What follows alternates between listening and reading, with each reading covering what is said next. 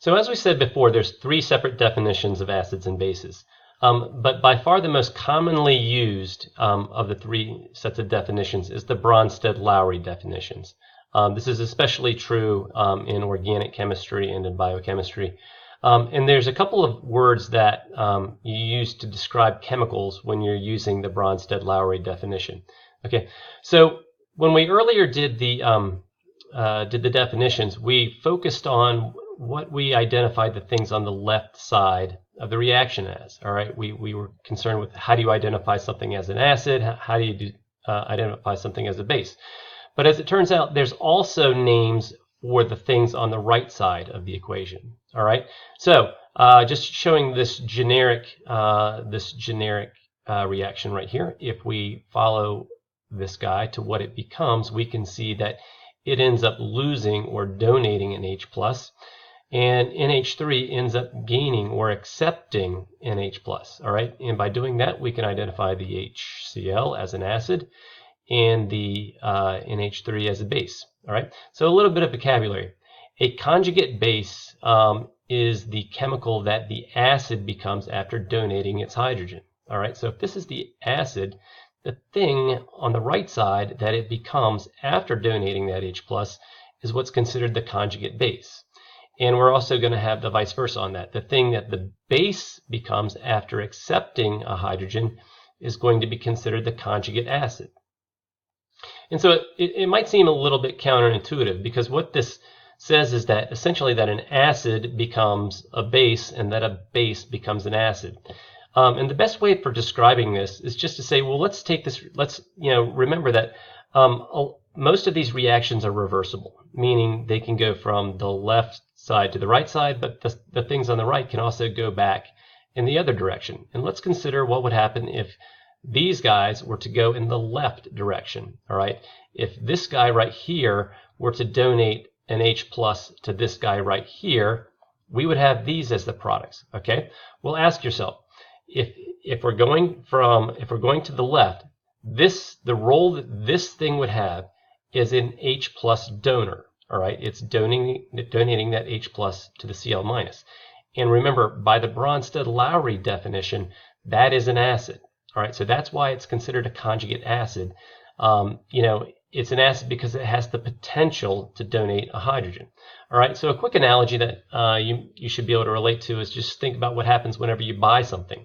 I would make the argument that anytime you sell something, you become the conjugate buyer. All right, think about what happens if you once you buy something and then you go back to the store and you want a refund for your product. Okay, well, in the beginning, the seller has the product and the buyer has the money.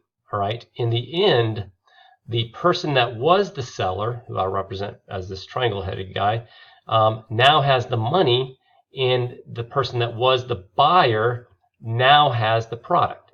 Okay, well, what happens if you go into a store and you want your money back?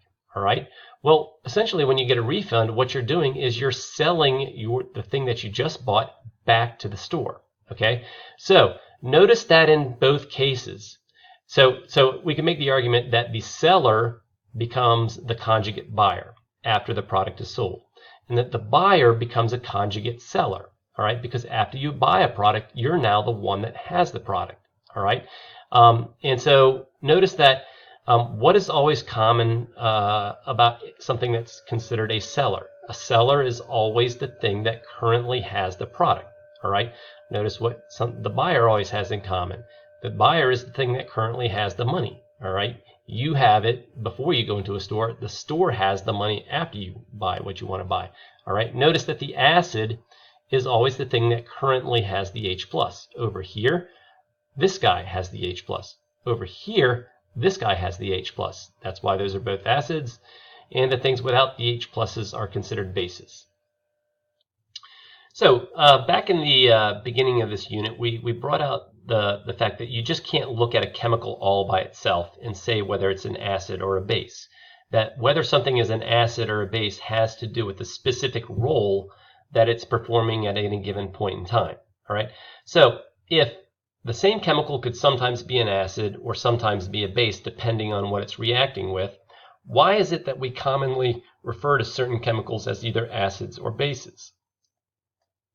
For example, whenever you have HCl, we commonly refer to that as hydrochloric acid. Whenever you have H2SO4, we commonly refer to that as H2SO4. All right. So the way that we come up with that is it all has to do with what that chemical would do with water. All right. So if we take HCl, for example, and we mix it with water and just see what happens. All right. What we would notice that happens is that HCl tends to want to donate NH plus to water. All right. So this is the reaction that would occur. HCl plus H2O would give H3O plus Cl minus. All right. And so again, using that standard, when we mix it with water, what does it do? It donates H plus. Therefore, HCl is commonly referred to as an acid. And in doing this, you would be making that water acidic. And just referring back to this page from a couple videos ago, the same chemical, NH3, which is ammonia. In one case, we said that it acted as a base, and in another case, we showed it acting as an acid. So why is it that we commonly refer to NH3 as a base? And it all has to do with what it would do if you mixed it with water. If you mix NH3 with water, what ends up happening is the NH3 will accept an H plus from water, making NH4 plus and OH minus. All right. So when it reacts with water, it accepts an H plus, and that's what bases do. So that's why we commonly refer to ammonia as a base. All right. So does that mean that ammonia can never be an acid? Yeah, it can be an acid, just not when you mix it with water. You would have to mix it with something that's an extremely strong base in order for it to behave as an acid. So a little bit about the formulas, excuse me, and names of acids and bases. All right. Luckily, you can look at the formula of a lot of compounds and tell whether it's an acid or a base. All right. So in general, the formula of acids is going to be if the chemical formula starts with a hydrogen and ends with either a halogen or a polyatomic ion, it's most likely an acid.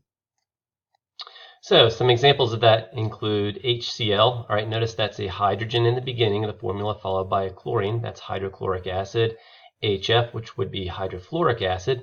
All right, but then we have H2SO4. This is sulfuric acid. Notice that it starts with H's, but then it ends with SO4, which is sulfate. That's a polyatomic ion.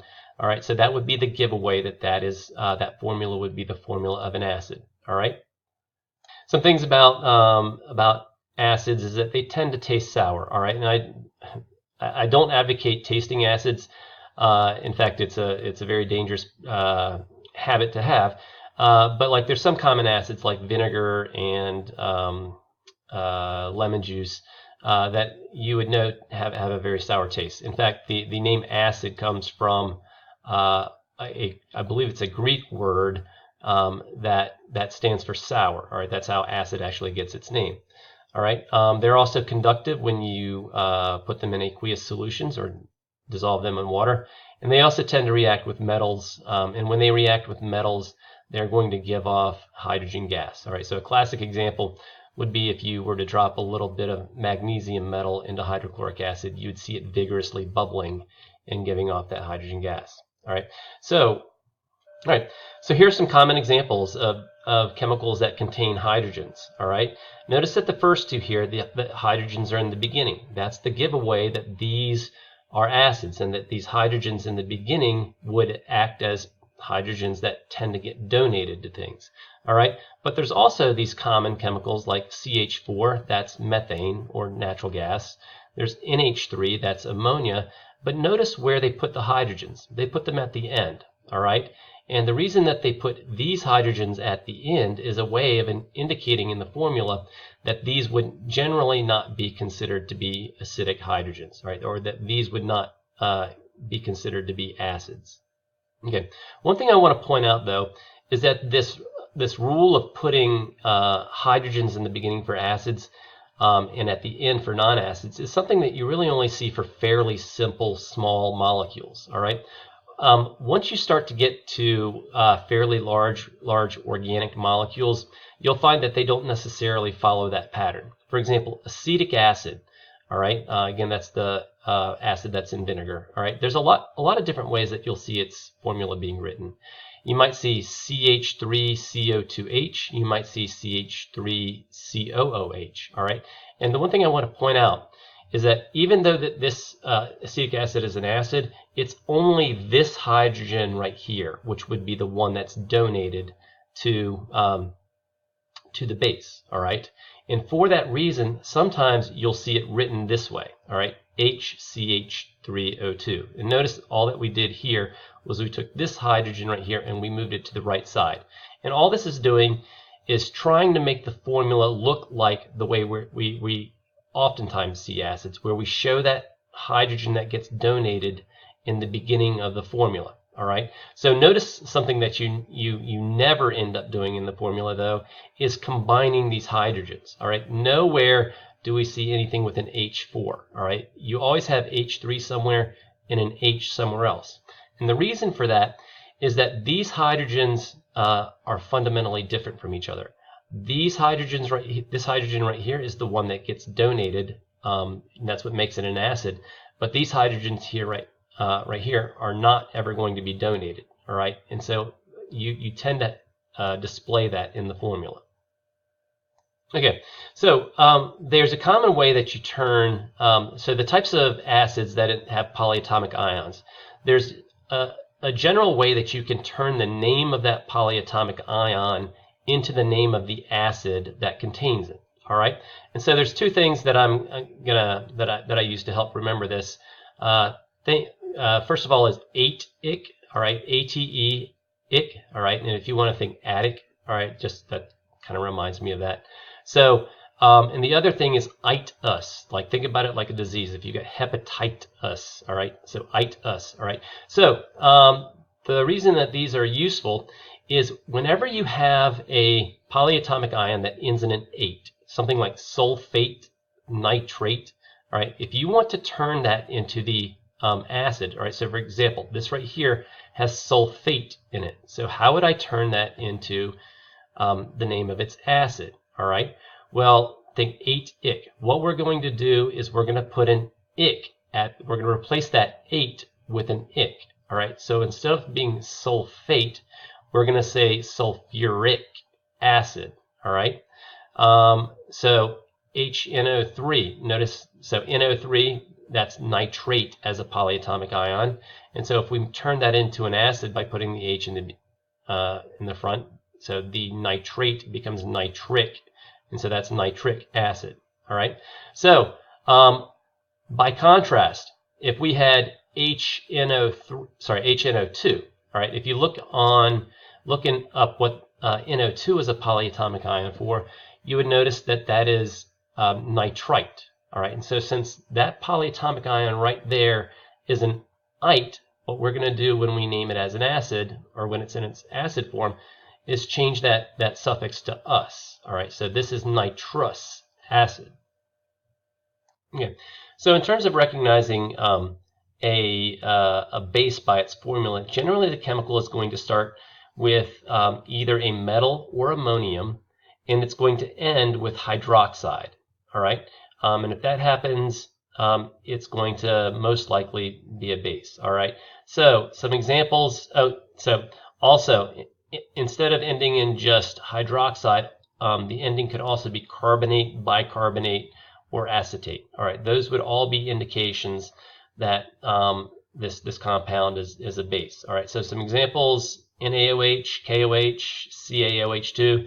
These would be notice these all start with metals and end in hydroxide. All right. Some properties of bases is that they tend to taste bitter, and they feel slippery if you have them if you have a little bit between your fingers. All right. They're also conductive in aqueous solutions. We'll talk a little bit more later about why that happens. So some examples here. Notice this example right here, K2CO3. It begins with a metal, but it ends in carbonate. All right, so that would be potassium carbonate, and you could use that as an indication that this is most likely going to be a base. HCO3, that is sodium bicarbonate. All right, that's sometimes it's called sodium hydrogen carbonate, but more than likely someone would call it sodium bicarbonate. That's the same thing as baking